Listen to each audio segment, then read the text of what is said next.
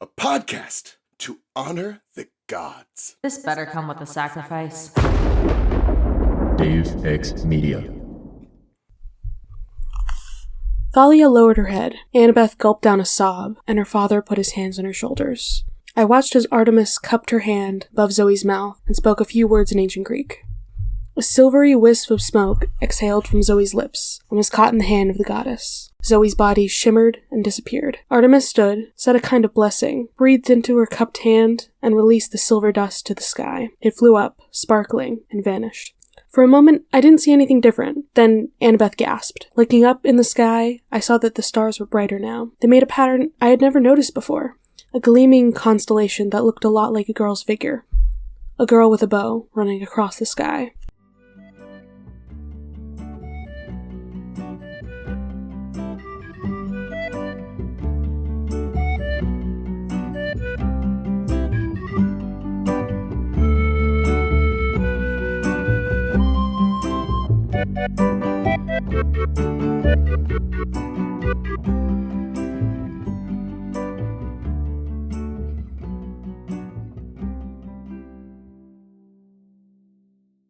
Welcome to Of the Eldest Gods, where we discuss Rick Riordan's role as our godly parent. I'm Ray from Cabin 12. And I'm Charlie from Cabin 13. And Ray, I'm a bit sad right now. Yeah? I wonder ever why.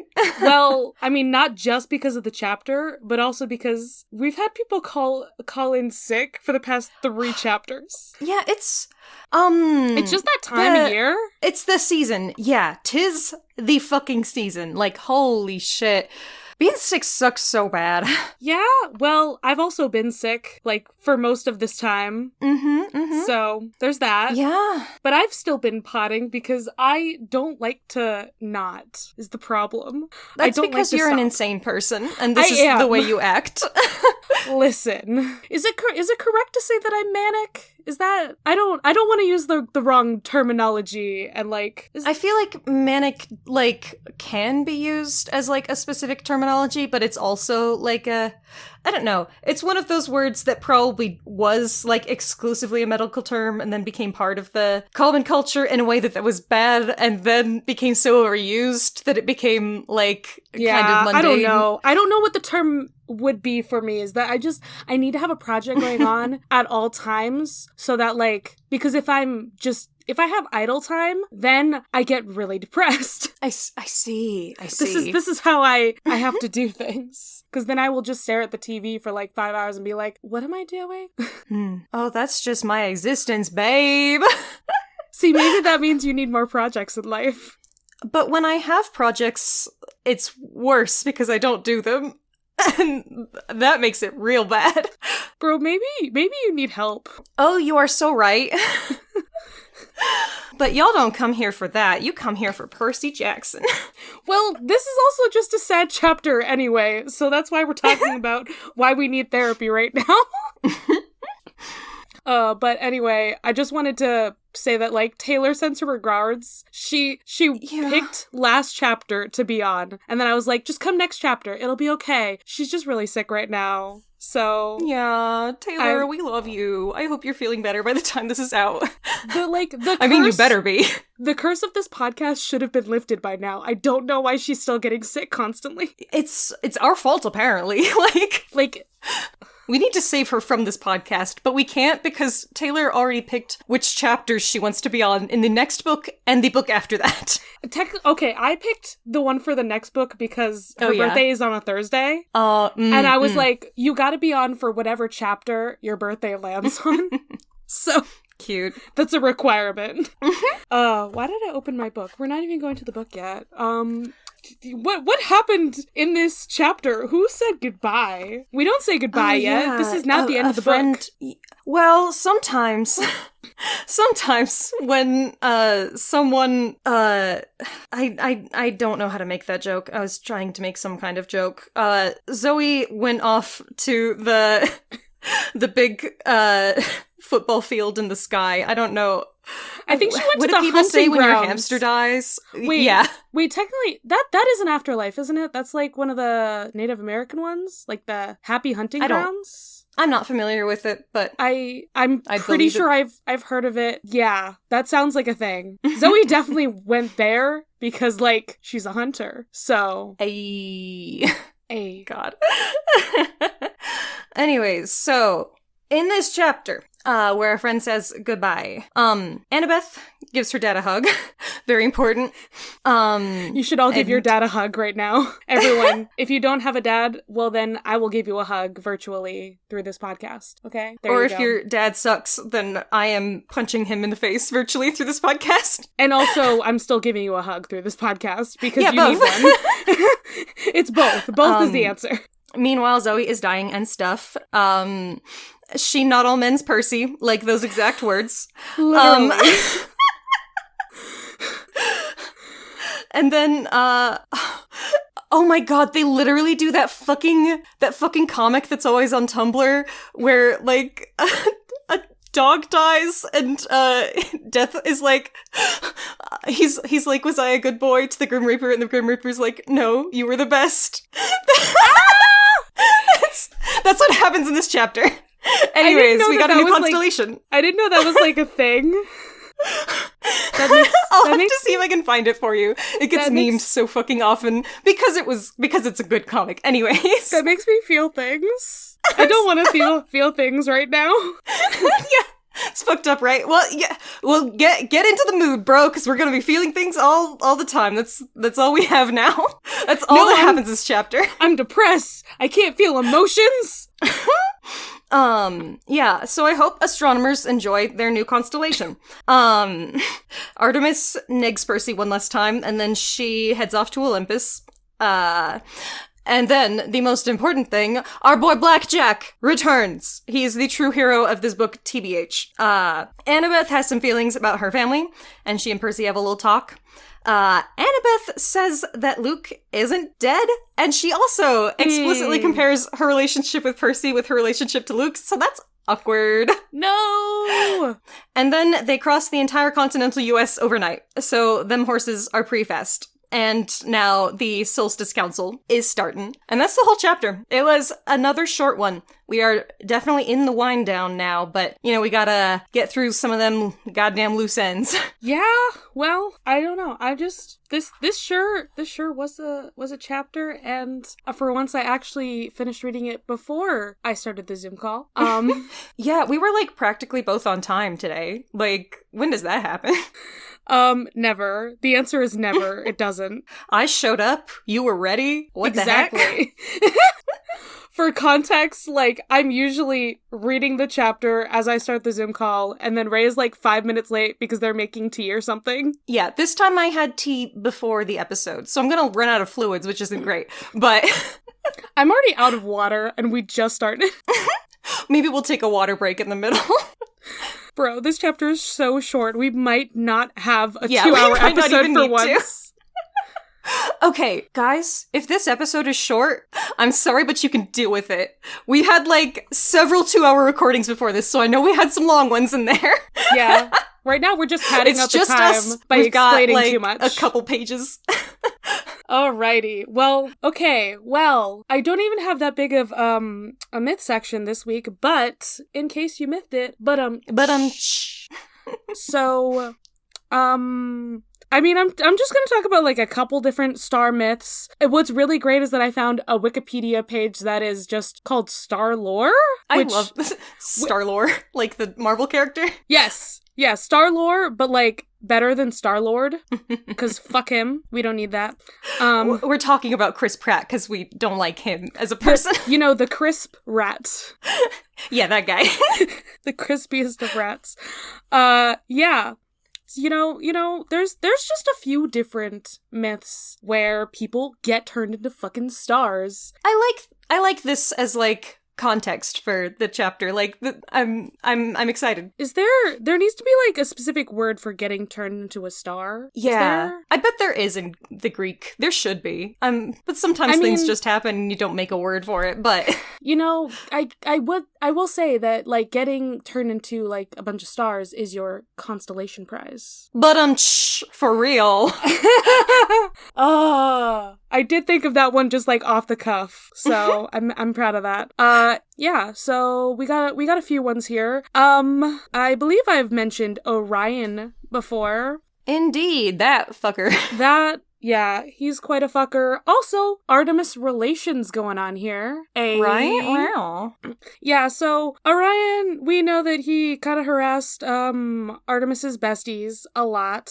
So, let's see. Fuck boy. Yeah, I believe it's that whenever he was killed, is it how he's killed in relation to the Scorpion? Or is it just, like, regardless of how he's killed? Because I know there are different versions of how he's killed. Sometimes it's, like, Artemis killed him. Sometimes it's Apollo who kills him. But this one... The wiki page here is insinuating that they saw these stars, named them Orion and the Scorpion, and then noticed that they were, like, facing each other and then wrote a story about that. I don't know that you can say for certain that that's the way that happened in, like, order, but you know it's an interesting theory. That's probably what happened. God, I wish I had rewatched the OSP video on, like, Orion before this. In preparation for this recording, because I know that Red has, like, some, like, theory about things based on, like, where the Scorpion and Orion, and also the Pleiades, because that's who Orion is chasing after in the myths, based on where all those things are in the sky. Like, I don't know, it does seem like they're all kind of chasing after one another, so... Right. Like, I don't necessarily... Like, it makes sense to me that you would, like... make folklore based on what you already saw in the stars, but it's, you know, the mythology normally puts it the other way around. Yeah. This happened, and so there are stars about it. Yeah, so at least in this specific version on this page that I'm reading, it's talking about how the time he was killed by the Scorpion, Scorpius. Wow. Yeah, I know, like, very aptly named Scorpion. Not to be confused with Scorpius Malfoy. Incredible. Now you're making me think about that etymology. Like, are scorpions in English named after the Greek Scorpius? Like, do we need to, like, look that up real quick? Like we could try and see if we can find it. We probably have the time. Let's see. I don't really want to look at the pictures on the Scorpion page. Etymology. Yeah, probably. It probably was from that. Funk, yeah. Nice. Yeah, a few different words that, like, looked kind of like that. Scorpius, the Greek version, which looks... it looks more like it says Scorpios. It's got a K in it. And then the French versions gave it the N, so... All right, well, you that just, sure like, was a mystery that we just solved. There was Greek, then Latin, then they Frenchified it and made it English. There you go. As you do. Yeah, it wasn't really English much of a mystery. We kind of just figured it out. The English language, everybody. Yep. Put it all together. Yeah. Does it say that? What is the other connection between, like, why was Scorpius also placed in the sky is my question. Like, just why? I am confused about why that happened. I'm also pretty sure that the gods specifically made the Scorpion kill Orion too. Like, the gods really wanted to get rid of this guy because he's an asshole. I pulled up the Scorpius page, and what it says is that they sent the Scorpion after Orion, and so the reason it would be in the stars, as far as I can tell, is that he's still fleeing from it. It's still just chasing him. And so the Scorpion didn't do anything, like, super cool or whatever. It's just for killing Orion. But also, why the fuck is Orion in the fucking sky? Because let's not forget that the women he's chasing are also in the sky. The Pleiades, like, they're each a different star. So he's chasing them, and the Scorpion is also chasing him. Like this is just, like, so many levels of fucked up right now. Yeah. I'm glad that the scorpion is chasing him, at least. I think The it's chasing scorpion him. is doing a service Yeah, to us all. because goodness gracious, he yeah, I hate Orion. We can move on to the next one. Yeah, then we also have this literally just says like Andromeda, when I'm like, but isn't it it's technically Andromeda.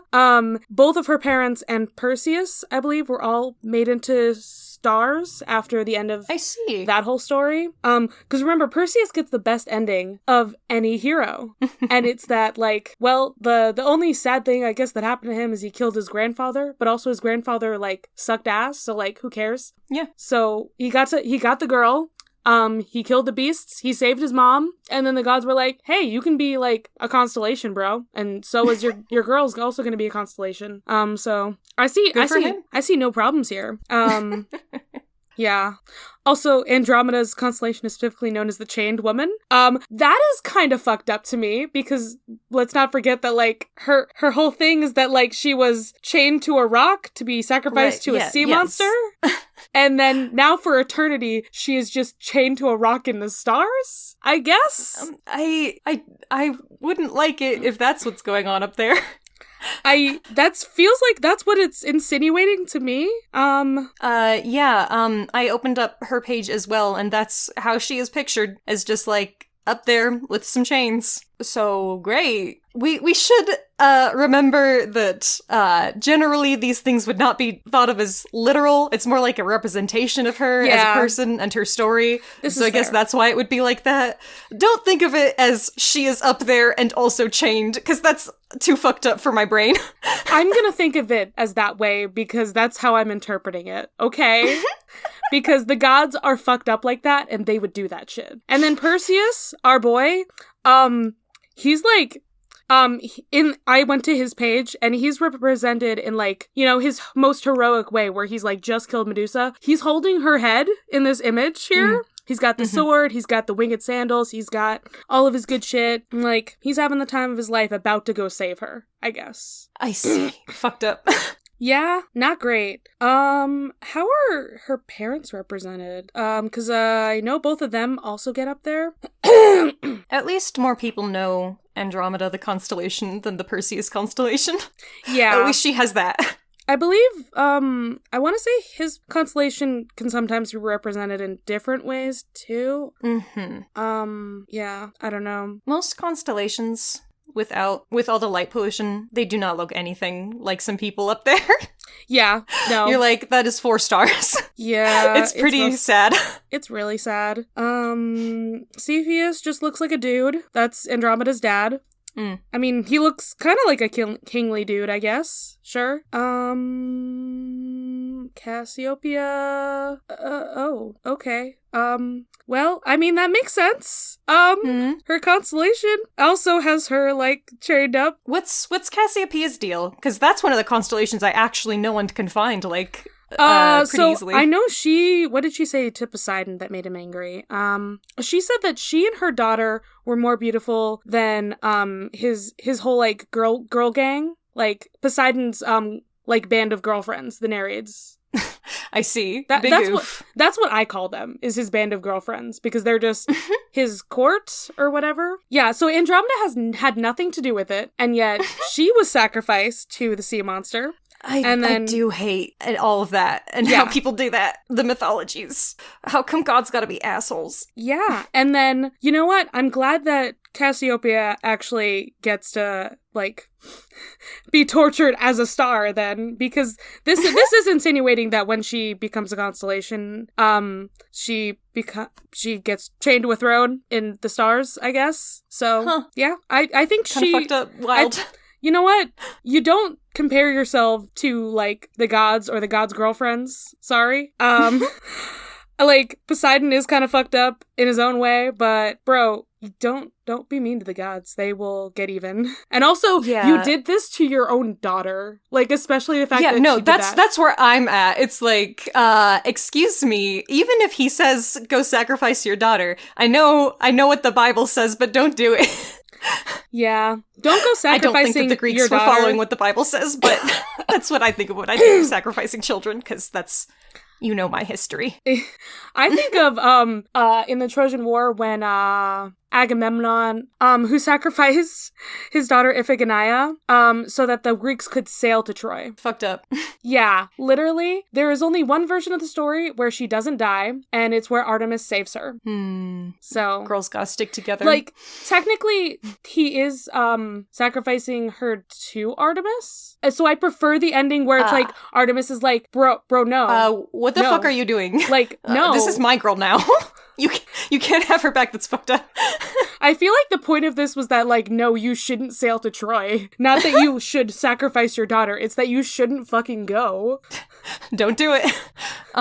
Just don't do it. Yeah, so... They didn't have a cool coat like Percy to sacrifice instead? Like, They come on. didn't.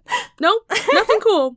Yeah, so that's Andromeda and her family. And then the last one is, I believe I talked about this in a recent episode when we talked about Ladon. So the Draco constellation, which is just a dragon. I think it just looks like a snake dragon, pretty sure. Yeah. It just looks like a snake. So this makes me think of last episode where I was trying because Zoe has like a whole thing where like I can't see the stars, and then this chapter she has a whole thing where she's like I can see the stars again, and then we all feel very emotional about that. Her sisters are all stars. I was trying to make it a thing about the hunters. Like no, her whole family, her cool dragon pet, they're all stars. Like, even if they're still over there, like, You're obviously correct. she would have a connection to them. I mean... I did not think of it like that before. The Hesperides are not stars, but her sisters, the Pleiades, are all stars. Ladon is technically this constellation of Draco, even though, once again, I prefer the Ladon where he has, like, a million heads. Right. And he looks like it's spaghetti. More like, they're like, we have a cool dragon. There's a cool dragon in the sky. We'll just make him be the cool dragon in the sky. And they're like, he doesn't actually look like that, though. Don't worry about it. I feel like my plug for this episode, like, I know it's not plug time yet, but, like, my plug is going to be to really just watch the, Overly Sarcastic Productions video about, the Zodiac, because, like, Red just, like, really talks about how, the Greeks were just like, hey, look at those, like, constellations and how the Mesopotamians had, like, these really cool stories, like, that actually, like, went with them. We're just gonna be like, oh, that constellation's a bull? Yeah, we got a ton of bulls. I guess it's one of those. Yeah. Like, the Greeks didn't really try. Like, it's folklore. Things happen as they happen, I guess. like, it's fucking Pisces, I think, that's just, like, two fish that are tied together. Uh-huh. Yeah, Greeks, why? Like, what the fuck? You didn't try at all. But yeah, I guess this is the version when he dies, so that Ladon is put into the sky. Makes sense. I love that. Cool. Well, I guess... Oh, there's a Roman version. Okay, he's... What? I feel like this is fake. That sounds wrong. It's like, Draco was one of the Titans who waged war on the Olympian gods. It says Olympic gods. Correction. It should say Olympian gods. He was killed by Minerva in battle and thrown into the sky. That doesn't make sense for a number of reasons to me. Like, I mean, Draco is Latin. Okay, that makes sense. Just adding on that he's one of the Titans. I've never heard of this Titan before. And Minerva is not a war goddess. Like, she's the Roman version of Athena, but she's specifically not a war goddess. She is, like, weaving and crafting. So the fact Maybe that... there's some bleed over, maybe? The fact that she killed this dragon in battle makes me question whether or not this is real? The citation for this is not, it's just a website that I've never heard of about constellations. Well, sometimes things are wrong, as I have seen on OSP videos where sometimes people just make up mythology. and then cite each other. Yeah, that goddess that Tumblr created. Yeah. God, that's the other thing about that Zodiac video, where Red just goes off on a tangent about the goat fish that that a bunch of people just made up a mythological story for that makes no fucking sense. I want just people. But yeah, no, that's anyways. This just seems like a thing that some person on Wikipedia faked. I could be wrong. If there is a source for it, then we didn't see it. Like, the source is a website. It is not a, like, you know, paper. Yeah. So I don't know if I trust it. Anyway, let's talk about this fucking chapter of sadness. Yeah.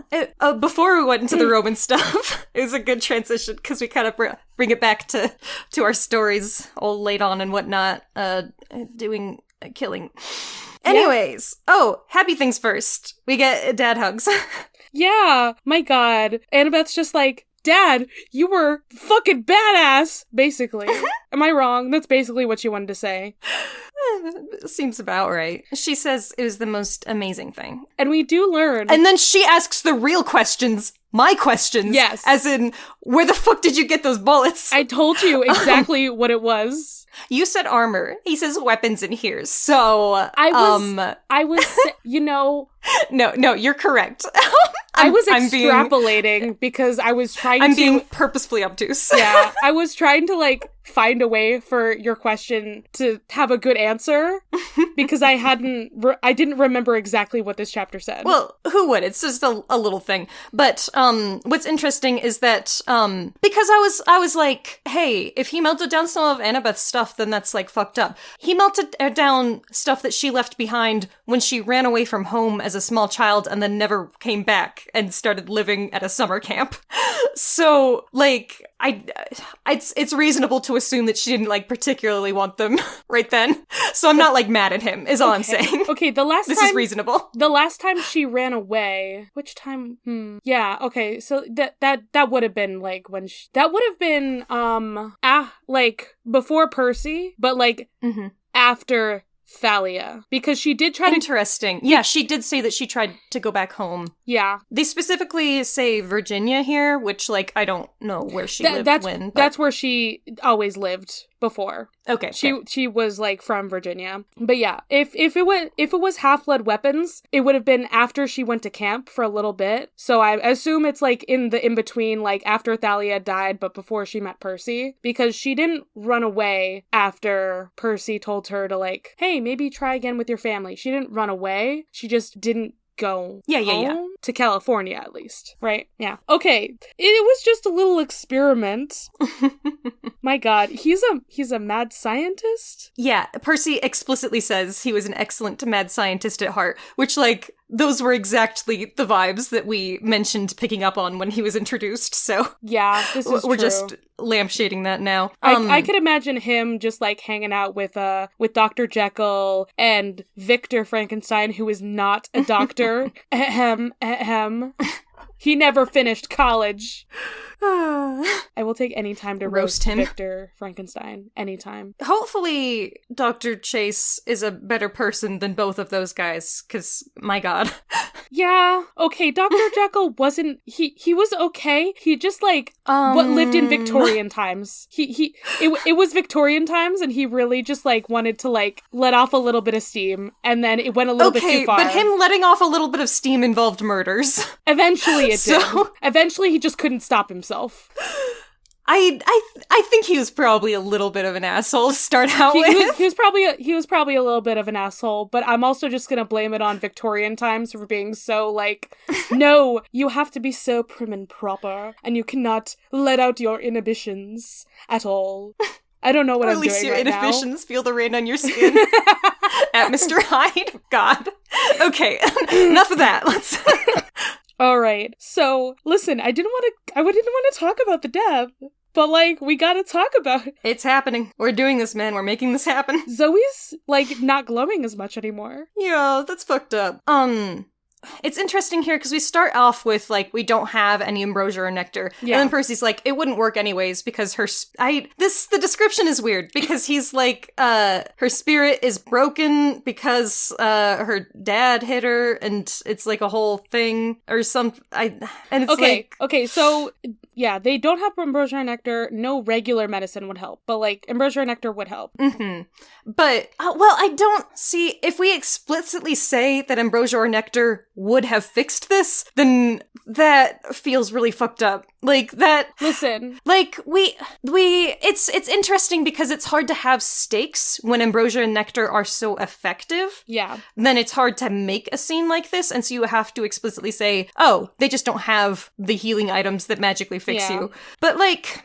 Okay, so, like... But I feel like it's saying here that, like, Atlas's fury had broken her inside. Like, Percy is saying... I knew it wasn't just the poison that was killing her. And so it's like, she's dying because her spirit is broken, and I don't know that I like that explanation either. I don't think that's what it means. I think it's more that, like, his fury as in, like, he broke her body, and, like, the poison is also, like, breaking her from the inside a little bit, too. But if that's what's going on, then you could just heal her, and I don't like that.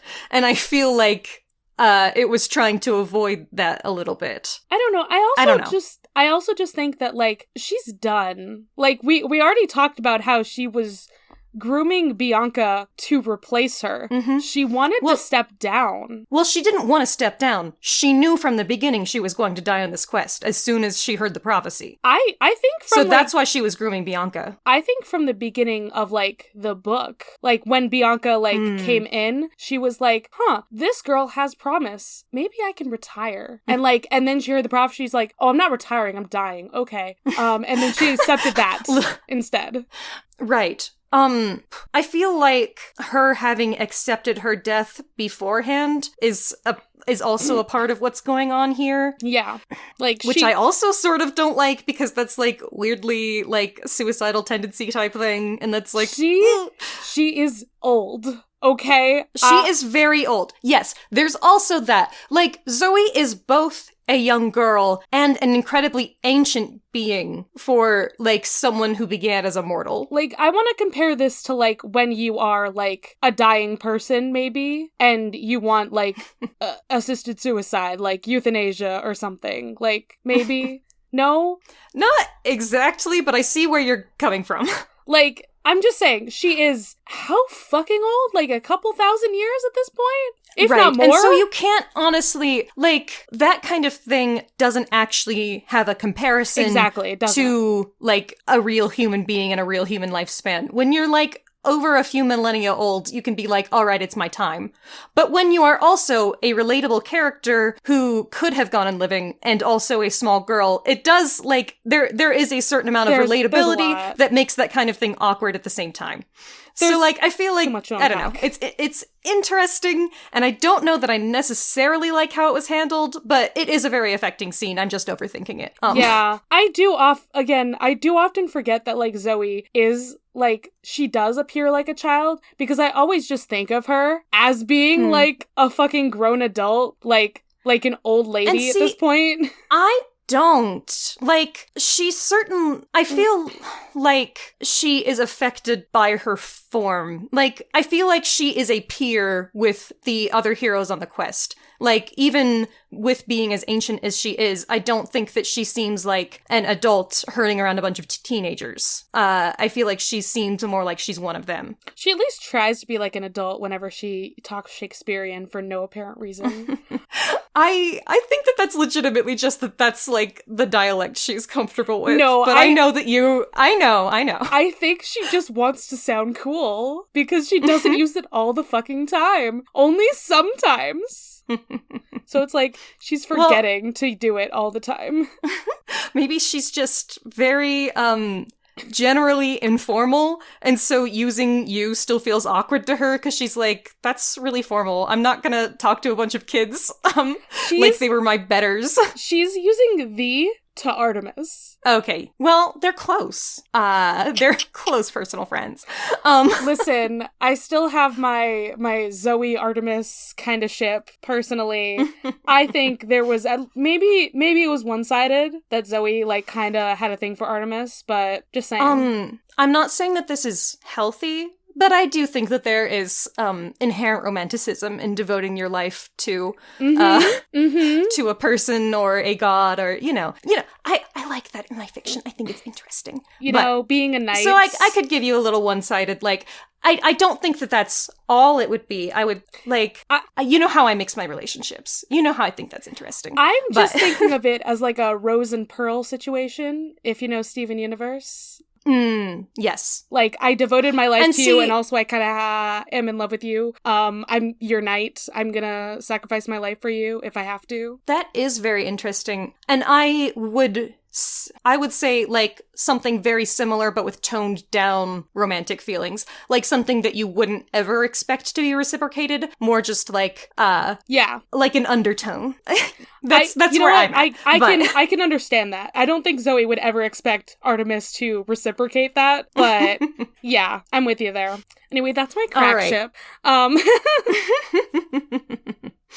So Percy asks Artemis to help heal, and she says, I will try, which, like, I appreciate of her. But she also explains to him beforehand, like, if the fates will the string to be cut, there is little I can do. So, like, that makes a lot of sense. I'm fine with that. So Zoe's final business here. The fact that she's... Sorry. That Artemis is specifically like, I can try to heal the poison. Yes. But, like, also her body is broken. So your thought is more like the final blow that hit her did so much internal damage that, like, is not something that can necessarily be healed, and that's the big issue. But then narratively, what's the point of the poison at that point? You know what I mean? Is that she wasn't even at her fucking fully best in that fight, and that if she was at her fully best, she probably could have taken out her father. You think so? Okay, I think she could have killed him by herself if she'd been at her best. But I can accept that as an interpretation. That would not be my personal interpretation, but I like it. Yeah. Rick just really had to nerf her just a little bit so that she couldn't make it out of that fight. He had to be like, she's too powerful, just gonna nerf her a little bit and then kill her. That's fucked up. Yeah, it is. Really is. His poor OC. Yeah, he's like, I made a Mary Sue. She's too perfect. I have to get rid of her. Seriously. Send her off. And like, serious. I feel like we really need to come back to the, like, Zoe Nightshade is Rick's OC do not steal, because, like, the whole, like, she's literally a constellation now. Like, she got, like, the perfect, like, story and everything. I think it's valid of him. I love her. I love her too. It's just like, I'm gonna insert this character, this awesome Mary Sue character into, like, Heracles' story. You know, like, the most well-known Greek hero to have ever lived. And then be like, she was written out in the mythology because she was too badass. Because Heracles sucks. Yeah. And then she dies in battle so heroically, and she gets to be a constellation like only the coolest of heroes, Perseus. You know? I love it. I like it. You know what? More people need to unashamedly have a great time with their cool-ass OCs. The world would be a better place. True. You people out there, when we started, love your OCs. Making cringe. Love your Mary Sue characters. Like write that Mary Sue fic just for you. It's all for you. It's all good, happy times. Don't let anyone tell you that, you know, your stuff is cringe shit. Is nothing. Making cool shit is cool. Just do it. But also just, like, fucking slaps. Make fiction for you, you know? That makes you happy. If it makes you happy, then for one thing, it's already served its purpose. For another thing, it's probably gonna resonate with somebody else too. Exactly. When you make things, like, from the heart, then normally that hits for somebody else. So don't worry about it. Don't worry about, like, the perceived quality. Some of the times you're like, damn, I just, like, scribbled out some shit. And then, like, the one person who needed it is like, oh shit, I'm gonna keep this in my life and computer forever. We're getting so deep here on this episode. when don't we? Also, what else are we going to talk about? It's like Yeah. a pretty short one. Yeah. Okay. But also, we were all like, oh, it'll be short. No. No, you know us. We're gonna talk forever. Let's not, honestly, but this is how it is. Yeah, well, we're about to get to like what the were you about to best. say? We're about to get to like the best part. First, Thalia and Zoe are having some vibes. Thalia being like, "You're right about Luke, about heroes, men, everything." Yeah. And then Zoe's line, Fascinating. "Not all men. Not all men. God. Percy Jackson is the exception." I would like to believe, and given that this was written by a man, you know, it does at least have a different vibe than, you know, when guys are like, when you're like, men suck and they do this, and then some guy is like, not all men, because he felt it as a personal attack. Yeah.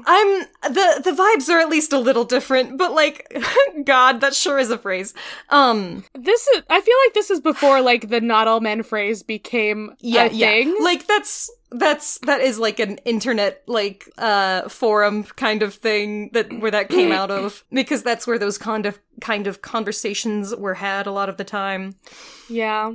But yeah. But yeah, Talia's super ready to get on her man hating. Yeah. And Zoe's like, nah. No. Guys are cool. No, yes. Thalia, get it. Become like the Hot Topic punk goth chick who like hates men. We love it. We don't actually. No, I support her. I support Please her and her don't hatred. judge people for their gender. No, you don't have to judge all people for their gender, just men. Oh my god. Leave men alone. Men are good. It is fine to be masculine. Don't let anybody tell you that masculinity is fucked up. It's fucked up to embrace toxic masculinity, but you are allowed to embrace the good parts of masculinity. It's fine. I support you. Bro, you know I'm being like so like fake about this. I know. But also, I spend too much time on Tumblr, and I'm like, y'all really need to let men know that they're cool and good. Once in a while. Just the good men in your life. Tell them that you love them. And that also they can be vulnerable sometimes too. Please, for the love of God. Men, you should receive emotional support. You should tell somebody that you need emotional support when you do. Hug your and bros. If they don't listen, then that's fucked up. You deserve to be emotionally supported. Men, tell your bros you love them. Tell your bros you love them. Anyways, boy tangenting. Anyways. So, God, Zoe. But yeah, Percy really is the one good man, huh? Well, Great. It's because he has the sword, and he rejected, like, everything that Hercules stands for. He's like, yeah, I guess I'll take this, lion skin thing without knowing the context of everything and being like, yeah, I'm not gonna be like that guy because he was an asshole to you. I'm just gonna give this away to go save the world. You know? And yeah, he doesn't need to be invulnerable. This really is the girl power book, and we did symbolically reject all of toxic masculinity as represented by the hero Heracles. This book needs to be renamed #feminism. Yeah. So he carries the sword and he has her blessing, basically. Yeah, she holds Riptide for a second. It's... Are you gonna cry? She says that she's honored that he carries it. It's nice. They're friends. Hey, he made friends. And then they died. That's fucked up. Yeah, just a little bit. But hey, guess what? He can always see her every night. Every night, yep. In the She's stars. up there. Not every night. Constellations are only up for a certain amount of time. Shut up. She's also a magic constellation. Really? I bet the astronomers in Percy Jackson universe are like, hey, what the fuck? Honestly, it's if I had to guess how it would happen in universe, it's not like there's suddenly new stars. It's more like suddenly stars that already existed now have new meaning, and like it makes them They like got stand brighter. out through magic, and it's like a whole thing. Yeah. They- But like not actually brighter, like spiritually brighter. When you look at them. But like technically their lumens are the same. But when you look at them, it's different. No, like the stars got brighter, like the light pollution just like stopped happening for in those specific spots. Okay, but then the astronomers would still be like, hey, what the fuck is happening? But also, guess what? The astronomers in this universe can just be like that, and like no one will care because they're missed. Since this is a short chapter and we were there was something that I've been thinking about with like the way that I talk about the mythology in this book, and like specifically like the different things being true at the same time, and like how that like works for me in a different way from you, because I think that you are typically very literal and I am not necessarily. It's because I was raised Lutheran specifically. Lutheranism, they're all like, this is bread and wine and body and blood at the same time. It's just both of those. Don't worry about it. And you're like, okay. And they're like, you might have a hard time accepting that. It might bother you. And I'm like, no, I got it. That makes perfect sense to me. I'm fine. Because I was raised in that religion. And so I'm just like, okay, I got it. Same with like the Holy Trinity. They're like, God is 3 people and also 1 person. And I'm like, okay. Yeah. So that kind of thinking is a kind of thinking that I am used to because that's how I was raised. You know what? I'm not gonna blame it on the Catholicism. I think that has nothing to do with it. I've just always been this way. Like, I've just always been very, very literal. Mm-hmm. Like, it took me a long time. And I've always been extremely wishy-washy, so... It, like, to give you an example, like, someone would say, like, wicked, to show you how Bostonian I am, and I would think, oh, that means, like, evil, and, like, no, it means, like, wicked cool. Yeah, as a kid, I was, like, sometimes confused by, like, idioms and stuff. Yeah. But, like, if I'm used to them, like, if it's something that people would use a lot, like, then no issues. But, like, you know, I did have a little bit of that, like, stuff going over my head because I just, like, totally did not get what they were supposed to be getting at. But, like... I still do that. When people make jokes at me, it's not very good. Yeah. I've noticed. Working as a cashier and a man, it's usually men who think that they are very funny. Men who think that they're funny and are, you can't Men who scan aren't something, funny. so they're like, I guess it's free then. And you're like, sir. I've heard this like 50 sir, times I'm just today. trying to get through the fucking day. Like, I understand hearing like the same joke 50 times a day, being like, Well, you think but, you're like, original not, at this so point? like, when they like jokingly like say some complaint or like would, you know, like sarcastically like be like, oh, I'll need this like this in something that's like clearly ridiculous. People are ridiculous when you are a cashier. They will be ridiculous to you. And so like if you are just like deadpan joking about something ridiculous, the cashier will not understand. They will stare at you dead-eyed and be like, okay, I'll go get the manager. Like, at least that's how I would be. As I would take you 100% seriously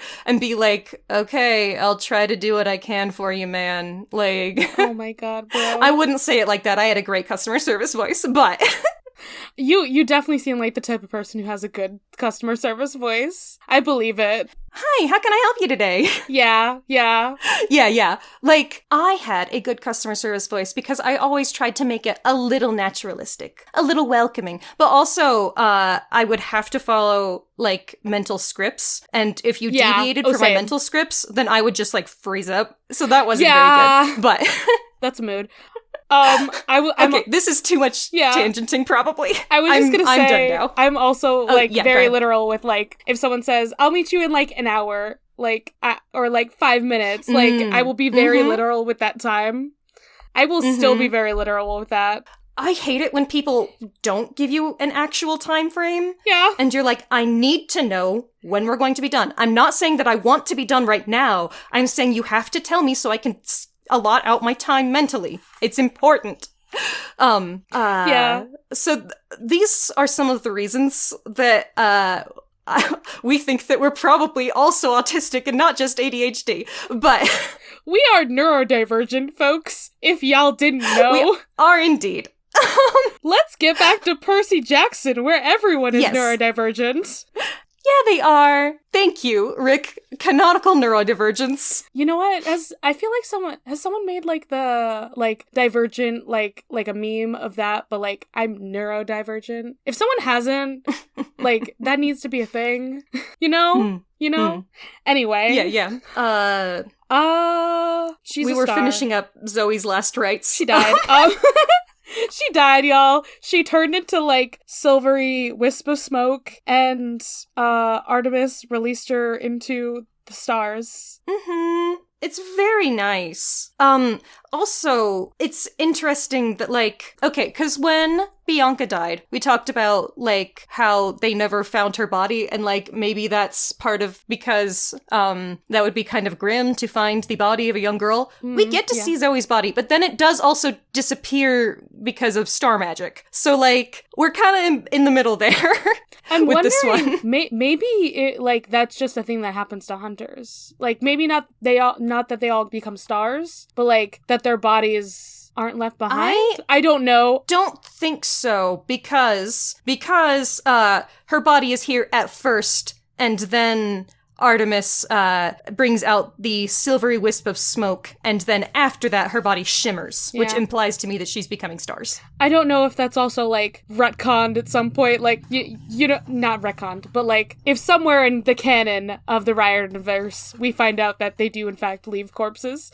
I don't know. I'm assuming that they would, because she does leave a corpse originally, and then after Artemis seems to be making her into a star, into a constellation. Until I can read otherwise and / remember otherwise, I will assume it is Buffy rules, where the vampires just disintegrate into dust, so that Buffy Don't didn't worry need about to it. dig Well, up graves every 5 That's seconds. what monsters do anyways, so...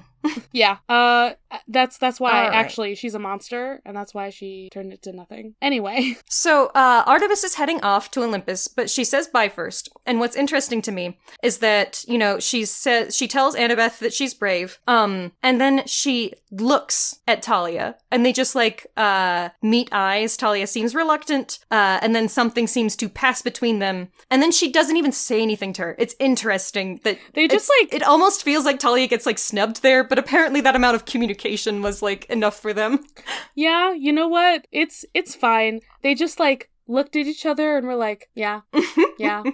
And then Charlie move just on. did, like, the single nod that you do. Like, Yep. the nod of understanding. Yes, exactly. I'm sorry. The one where you kind of, like, lift your head instead of lowering it. You guys get it. Sometimes I do forget that this is not a visual medium. I know no one can see me, but I still do my little mannerisms that I do. So And normally it comes across, but I'm just doing a little narration so that people know the vibes. yeah. Yeah. So Artemis, you did well for a man. I wanted to protest, but then I realized it was the first time she hadn't called me a boy. Aw, Percy's like 14 or 13 or some shit, and he's a man now, apparently. I just want to compare that to, like, what did Atlas say something like last chapter? We talked about how he made fun of Artemis being a girl. Yeah, you fight well He for sure a did. girl. That's what he said. Girl Like, power book, you know we gotta. I know, it's the same, like, You know, cadence in my brain. You do well for this gender. You know what? You are so right. Yeah. It's one of those things where you're like, sure, okay, whatever. Yeah. It's not great. We talked about that so much last chapter, like Yeah. that specific line, because I kept like rambling. It's because it's the girl power book. It's as simple as that, guys. Hashtag girl power! Okay. I think we have a lot to unpack with the next line that Dr. Chase says. Yeah, you think so? Just a little bit. She was impressive, though I must say I still prefer Athena. Bro. This is I'm angry at my DILF right now. She is 12. Okay. You have to remember, Dr. Chase and Athena did not have sex. This You is don't true. even know that there was anything romantically implicated there. Like, maybe he's just saying, like, as a goddess. Like, I'm hoping he says that. I'm hoping that's the meaning there, because, bro, Yeah. she is a 12-year-old in a 12-year-old's Yeah. body, at least. yeah, you are so right, man. So, like, my first instinct is to be like, protect Artemis. But you are correct in, like, yes, him and Athena never bonked. So, they never did the dirty. They were just platonic. They were besties. She probably helped him with his homework. So yeah, I definitely think that it does read that way. Like, that he's, like, talking about, like, goddess attractiveness. But I feel like that is not necessarily the way you would have to read the line, and I don't know what the intention of the line was. Rick, this is something you could have just cut. This is something you should have cut. Well, but I do think that, like, it's interesting, an interesting look into Dr. Chase, especially if we do read it like what he says is she was impressive. And so thinking of, like, that as, like, meeting gods is, like, kind of interesting, you know, that, like, the way that a mortal man feels when he's meeting his second goddess. True. Yeah, I don't know. He is a little, like, laissez-faire about it, which I think is also an interesting look into his character. Like, just, she was impressive, though I must say I prefer Athena. Just, like, that's my girl. Yeah. Like, yeah. I don't know. Anyways, I am also moving on. sad that, like, this chapter, like, I mean, I know we both knew it, but, like, because of this chapter, we know that, like, the Dr. Chase, Zoe, they can't be buds now because she died. So, yeah. Sad. Very sad. Yeah, that sucks. I want a fanfic where, like, I don't know, the ghost of Zoe, like, goes and chats with Dr. Chase and they're buds. I want a fanfic where Dr. Chase goes back to his college and his, colleagues at the college, who do astronomy are like, Yes! Hey, yo, what the fuck is going on? Good. And he's like, I didn't think about that. Interesting. And then he Anyways. says something, like, very weirdly wistful about, like, oh yeah, she was, like, a great warrior I knew. Like, I don't know, like. And they're like, bro, what are you on about? You're so weird. Oh my god. Okay, I'm back on the I love Dr. Chase train. We're back on it. Anyway, so we have more Pegasi because, okay, actually, here we go. Here's another Barbie comparison for you. Artemis just, like, pulled a Cloud Queen and sent them some more Pegasi to help them on their journey. I feel like I've had a few different, like, Magic of Pegasus comparisons in this book. That's because Magic of Pegasus. That's because Magic of Pegasus is, like, one of the best ones, and so Yeah. it naturally comes up. And it's also very mythological in the nature of the way that it's written. It's one of the original stories that is just, like, very solid and very good that Barbie did, you know? Yeah. Yeah. Yeah. So they all get their own Pegasus, and it's great. Mm-hmm. Yeah. Okay, Dr. Chase. Blackjack is so funny. Dr. Chase going off about, like, oh, I wonder how this, like, the wingspan Yes! works with horses. It's so good. And then he's immediately like, if the British had these Pegasi and the cavalry charges in Crimea. And I'm like, Dr. Chase, you funny little man. This man, God, I want him. Okay, But I want him to go to, like, Camp Half-Blood and just, like, I don't know what I want him to do. Just, like, study, like, the mythology world. okay. I also have to imagine that that's what his relationship with Artemis was like a lot of the time. That he You was mean just Athena? like, hey, so what was this like, Athena?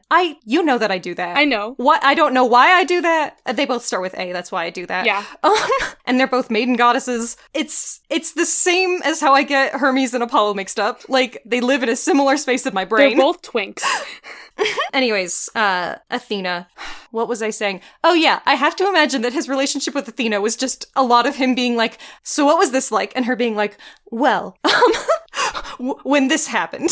Like, And also just, like, doing war strategy things. Oh, Oh, I actually... they're probably cute. I have so many questions about Dr. Chase now. Like, can he see through the mist? Like, did he know the entire time that she was Athena? When did he find that out, Yeah, actually? because he saw the monsters, enough to shoot them. He sees the Pegasi. So you have to kind of assume so, right? Like, no one's, like, manipulating maybe he's it not right now. clear, like, super clear-sighted, but, like, he can see a little bit, you know? Yeah, maybe if no one's, like, actively obscuring stuff. So, Rachel and Percy's mom can both see through the mist better than a half-blood. Maybe Dr. Chase is, like, on par with a half-blood.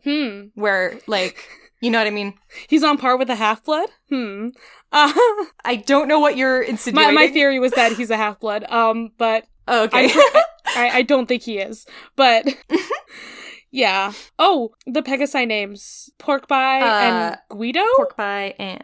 Yes. Hey, is Guido specifically Italian? Do you want to check that? Yes, let me look that up. Because they do seem like they could also be mobsters. Guido, a man, especially an Italian-American, regarded as vain, aggressively masculine, and socially unsophisticated. Yeah, no, it's not just us. All of the Pegasi are explicitly mobsters. That's what's happening. Rick did this on purpose. They are all mobsters. Yeah, like, it's in the writing. Like, the way that he's like, you need to trample into these guys, boss. Like... Any of these goons? Like, calling them goons specifically? Yeah, no, the way that they talk is very, very much that. How you doing? The other two Pegasi spoke in my mind. Like, this is what's happening. I love it. I'm glad we could help some of our guests see the light. Like, this is what it is. Yeah. Now I need, like, a crossover where, like, these Pegasi meet, Magic of Pegasus again. What's the sister's name? Brietta. Brietta. Starts with a B. Brietta. Like, they meet Brietta, and she's just like, what is happening here? They're like, why ain't you talking like a mobster too, bro?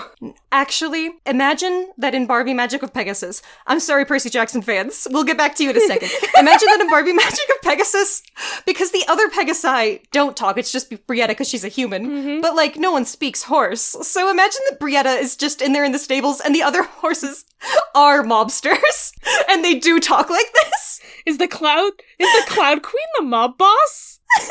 Yes. Glad we got that sorted out. Oh my god. Anyways, Annabeth's dad,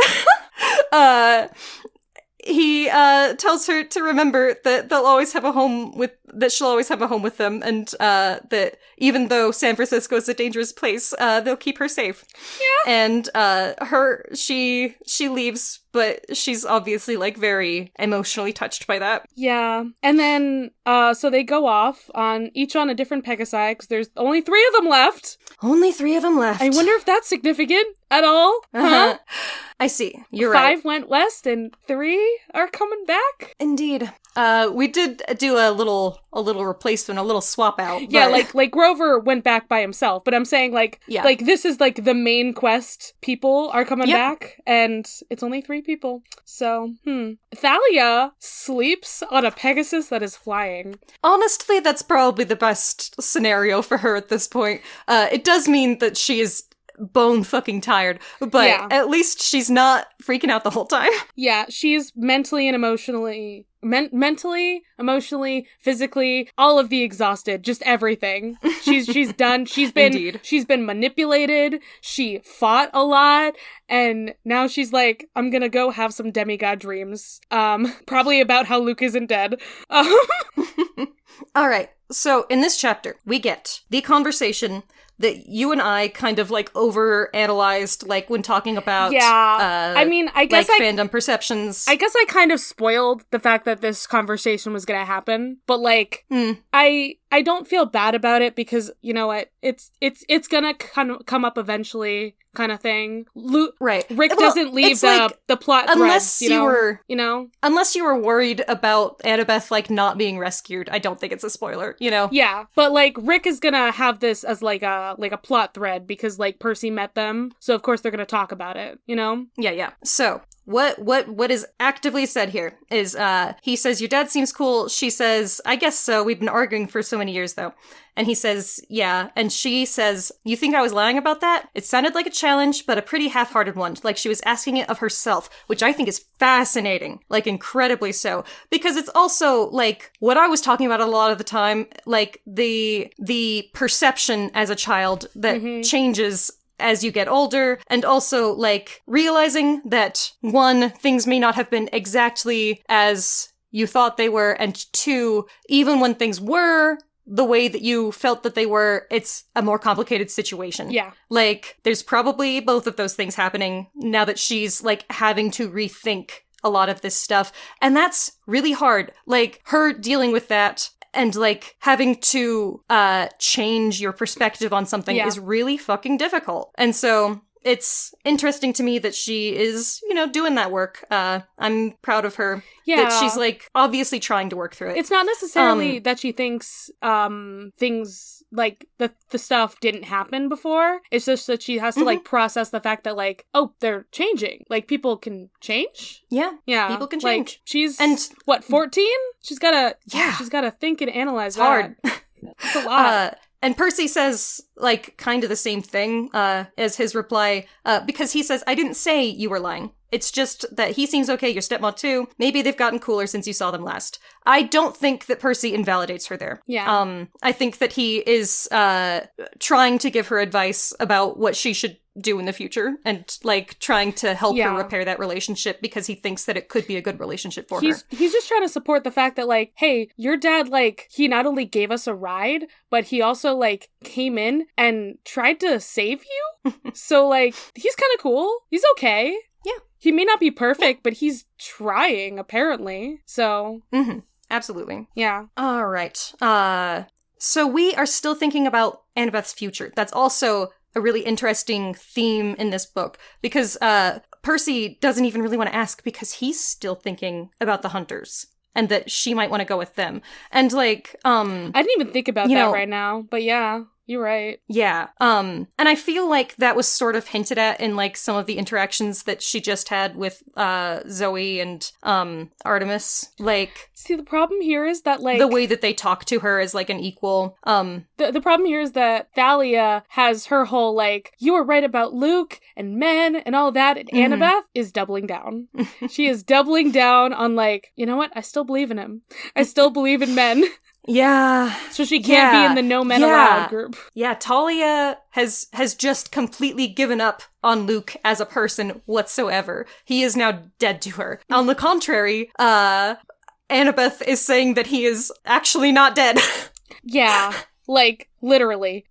So this comparison to the way that you knew that I wasn't dead, again, we're gonna bring up the gray streaks and how that connects the three of them. Right, in that weird, like, way here. So, like, yeah, Annabeth and Percy are connected, Annabeth and Luke are connected, Luke and Percy are connected. Like, the three of them are all connected in this weird way, and it's sad because it also is a love triangle, and Luke is creepy old. Rick, why did you write him as 19 in book 1? Why? Yeah, I do wish that had not been a thing. But I will say that up to this point, Annabeth is clearly very important to Luke. I wouldn't say that there's anything that explicitly implies that he returns her, like, romantic inclination at all.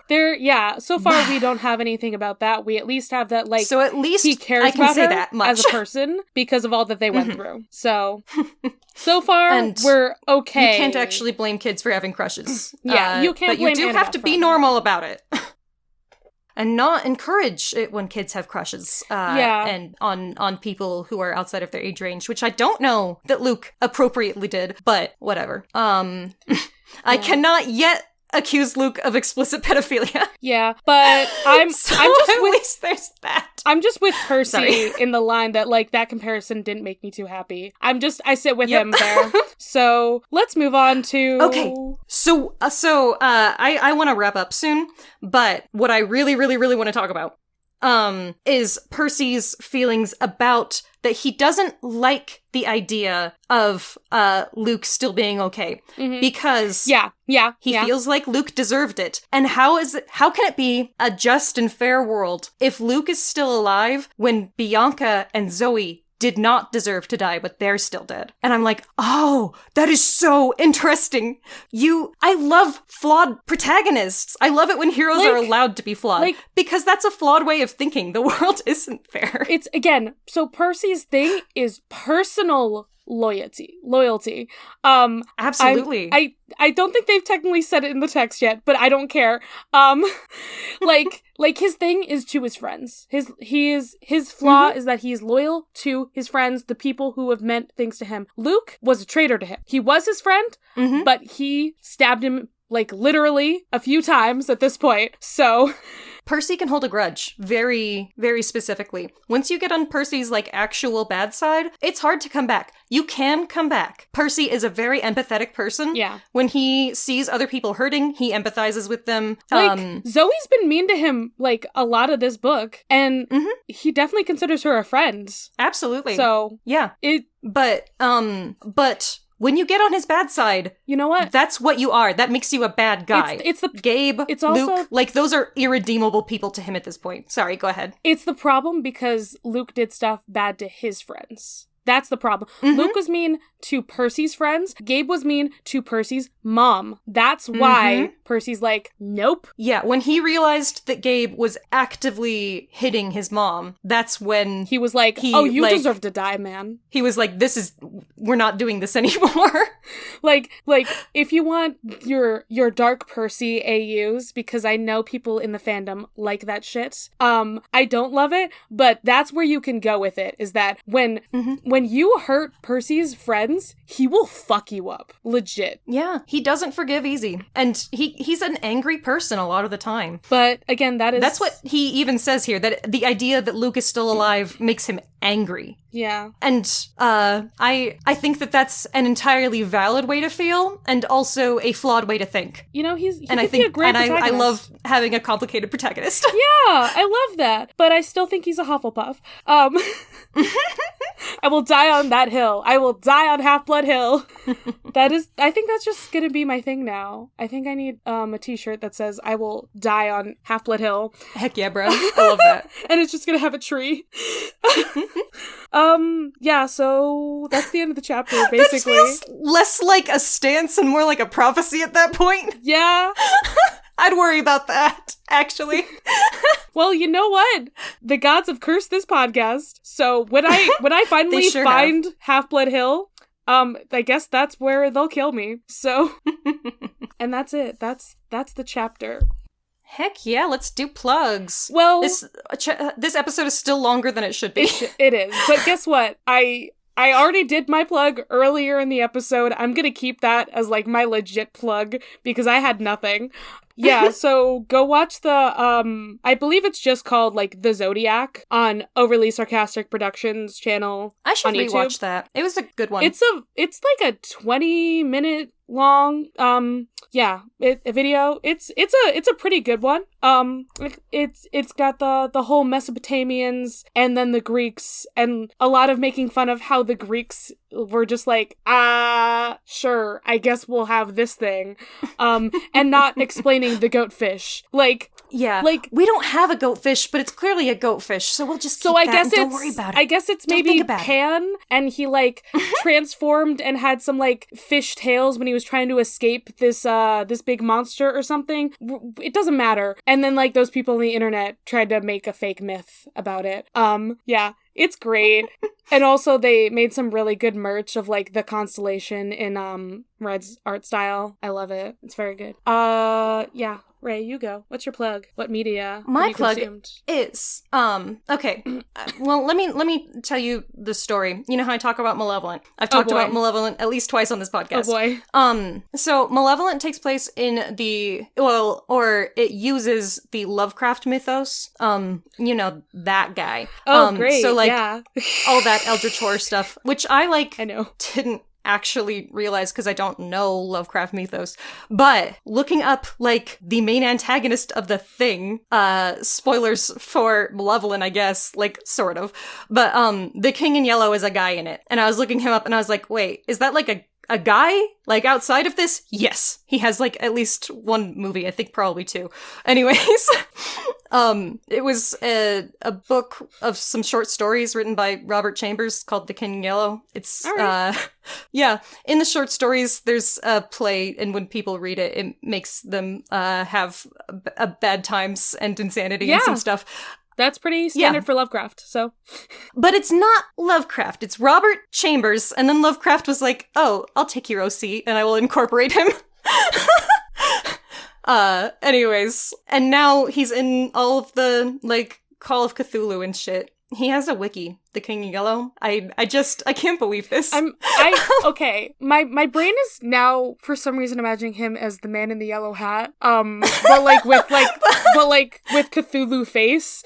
I can't explain that, but that's as valid of an interpretation as any. You just say The King in Yellow, and my brain's just like, oh yeah, it's like him, but like make it Lovecraft. Close enough. Anyways, I swear I'm leading to somewhere, and where I'm leading to is that I wanted to read those short stories to like know the lore and whatnot. But I didn't actually want to because I was like, reading old things is boring sometimes. Mood. So I was like, can I listen to it? And I went to my library, not my actual library physically. I went to my library app and it said no. Rude. I requested that they get it, but they haven't yet. So I went to the next place where I look for things to listen to, which is Spotify. And I looked for it, and I did find it. My actual plug, all of that buildup, was to get to the Weird Tales podcast, where a gentleman will read you some weird tales, usually stuff in the public domain, but like it's a lot of horror, a lot of really classic horror. It looks like during October, at least, he updates every day, and he does a whole book. He did The Haunting of Hill House. He did Frankenstein this most recent October. Yeah, and he's got a lot of Lovecraft, a lot of interesting stuff. Oh, he did The Picture of Dorian Gray. He's a good reader. And also, if you are worried that people who enjoy Lovecraft are maybe sus, he starts off every episode by reminding you that you are welcome here regardless of race, gender, or sexuality. And he's like, very aggressively leftist at the end of every episode. We do stan! So like, I'm like, you're doing the Lord's work. Thank you for my life. And now I've gotten through 3 of the 5 short stories about the King in Yellow, thanks to this one gentleman. Thank you for your service, my dude. Like, that's... So yeah, if you've got any spooky things that you wanted to get into, but you can't be bothered to, like, find them or read them physically, he might have it. I'd say check it out on Spotify or wherever you listen to your podcasts. It's the Weird Tales podcast. Good shit. I didn't want to interrupt your whole spiel there, but, I mean, not The Man in Yellow, but Overly Sarcastic Productions has a video on Lovecraft. Excellent. It's assorted things. It's not all of the things, but it's a few assorted short stories that they The only covered. Lovecraft story that I like actually know or like recognize by name and whatnot is the Innsmouth one with the fish people. I know that one. And it's probably because it's in that video and in, like, a couple of other YouTube videos that I've seen. Like, I've actually internalized that one. I've never read it. Yeah. But I know what happens in Innsmouth. Yeah. God. I just loved everything about that video and how... God, there's just so much to unpack with Lovecraft. And just, there's so many good memes in that video about making fun of Lovecraft. The sad thing is that... from what I hear, he really did, like, renounce his old beliefs by the end of his life. It seems to have, like, turned out to be, like, a generally alright dude. And then he died, like, after a couple of years and didn't really get to do much more work. And so, like, he's only remembered for his works that are, like, kind of incredibly racist. Yeah, he is. So that is a real shame. Well, it happens. I have nothing more to say about that. That's all. Yeah, so, Ray, get out of my fucking cabin, because I guess I'm gonna go turn into a constellation? I wish you wouldn't do that either. You don't want me to die and turn into a constellation? No, I'd be so sad. Fine, you can join me. We can go up and, get our constellation prize. I'll kill you myself. The constellation is actually me chasing you because you set a pun. That's how we end up in the stars.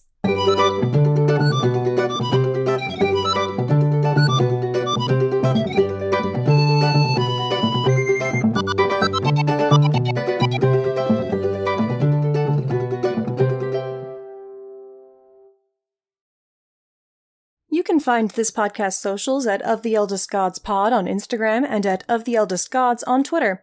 You can send an iris message to us through oftheeldestgodspod@gmail.com. If you'd like to support us financially, join us at patreon.com/oftheeldestgods. By becoming a patron, you can join the Deus Ex Media Discord server, where you'll be able to chat with us and other listeners about episodes and anything Percy Jackson related.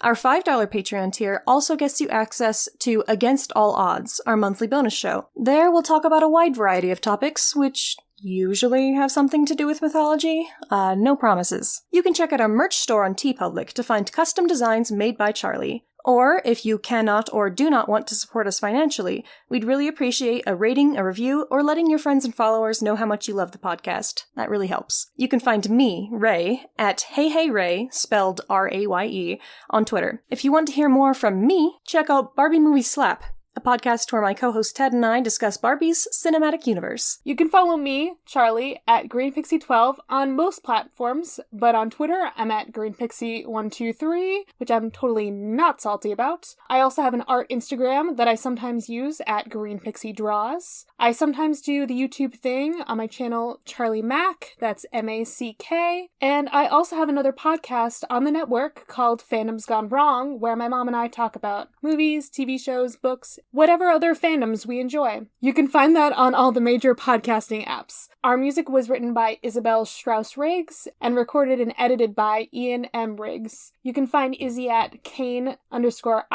that's I as in the body part, on Instagram and Twitter. She also currently makes video essays on the YouTube channel Kane I. Feel free to message her about making music for your project or editing your podcast.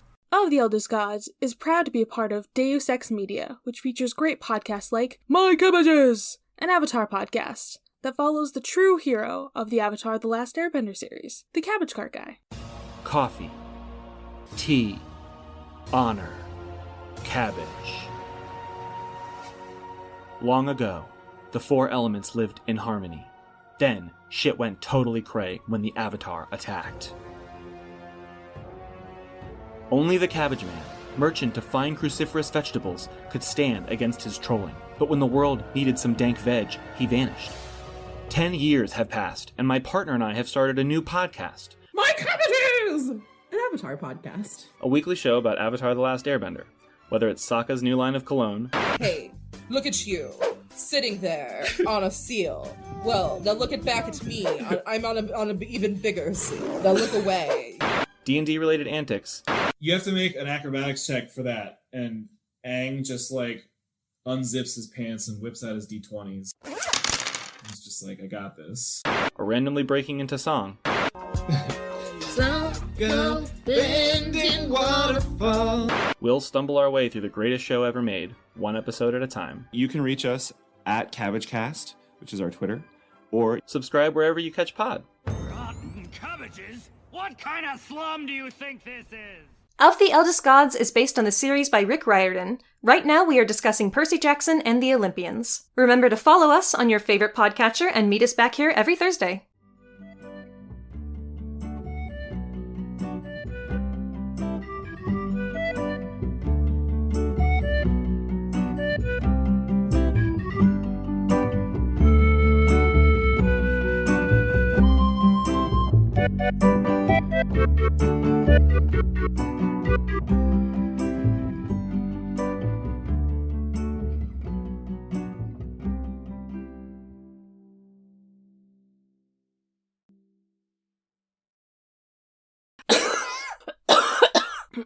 Love that. Now that you coughed, I feel like I should cough. I'm not even having a bad cough day. Like, this is, like, the best I've been so far. Oh, good. Hopefully you're gonna get over it soon then, unlike me.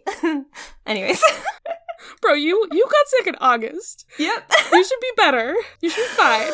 Tell that to my lungs. Raise lungs. Get better. Thank you. I'll pass that along.